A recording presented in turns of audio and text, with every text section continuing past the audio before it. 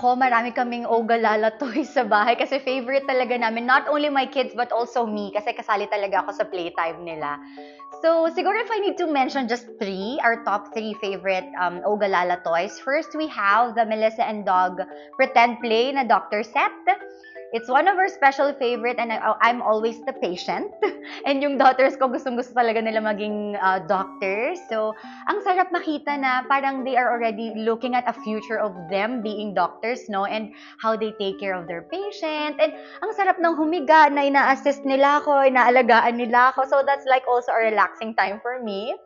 And next, we also have Crayola. Marami kaming Crayola sets and one of their special favorite is the Scribble Scrubby.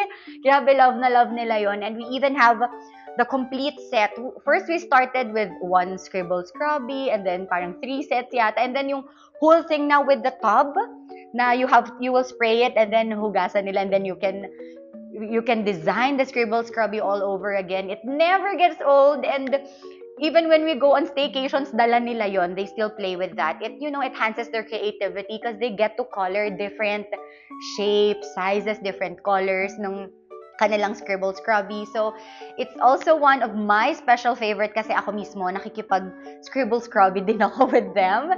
And lastly, maybe the best way inflatables, love na love namin yon kasi of course, I don't have a pool in my home. So, ito yung perfect talaga na splish-splash bonding with the kids.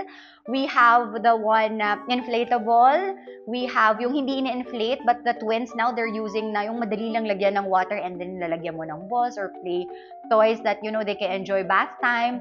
And then we also have the big one, the big best way pool that all the family and friends can enjoy with. So, ito talaga yung parang pag nakaisip ka ng ultimate family bonding, isa talaga yung best way sa bright idea talaga if you have it at home.